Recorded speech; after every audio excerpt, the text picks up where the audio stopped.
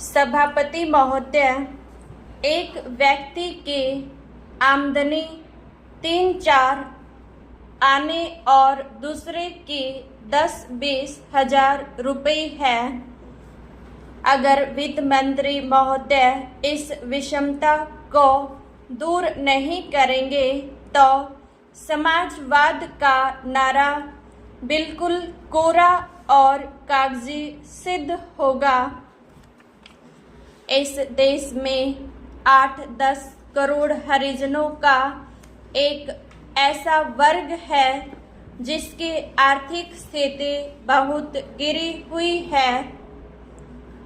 इस बजट में उनकी उन्नति और कल्याण की योजनाओं का समावेश होना चाहिए।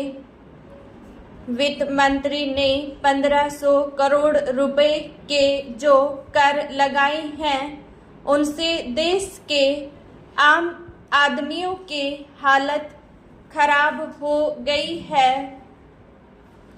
मुझे इस बात की बड़ी प्रसन्नता है कि योजना के अंतर्गत देश में विकास कार्य हो रहा है और अब हम इस दिशा में जो कुछ कर पाए हैं वह प्रशंसनीय है।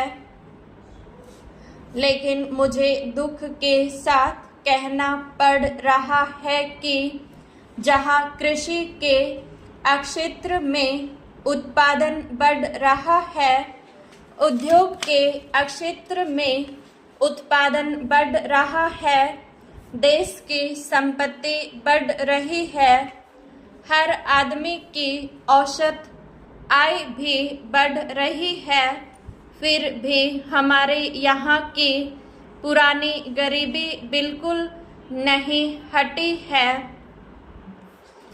मैं समझता हूँ कि यह इस सदन के लिए और सरकार के लिए विचार करने का विषय है कि क्या कारण है कि जब हम 55 वर्ष से अपने देश की गाढ़ी कमाई का रुपया और दूसरे देशों से कर्ज लेकर बड़ी बड़ी रकमें देश के विकास के लिए खर्च कर रहे हैं और देश में धन भी पैदा हो रहा है, तब भी देश में जो लोग गरीब हैं उनकी गरीबी दूर नहीं हो पा रही है।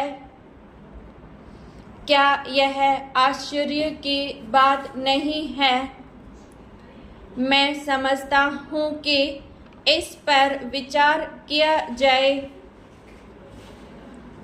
यह ठीक है कि हम समाजवाद के रास्ते पर जा रहे हैं, लेकिन समाजवाद के रास्ते पर ठीक ठीक चले तो भी हम यह अनुमान नहीं लगा पाते कि कितने वर्षों में हमारे देश की गरीबी दूर होगी।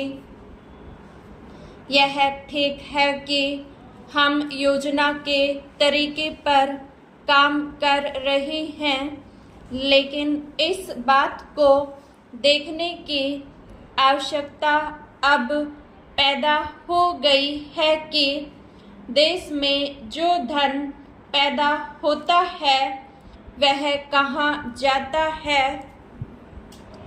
इतनी प्रगति होने पर भी हम देखते हैं कि गरीबी दूर नहीं हो पा रही है। गरीबों को खाने के लिए अन्न नहीं मिलता, पहनने के लिए कपड़ा नहीं मिलता। इसका क्या कारण है? यह गंभीरतापूर्वक सोचने की बात है। यह समस्या समाजवाद का प्रस्ताव पास करने से ही हल नहीं होगी।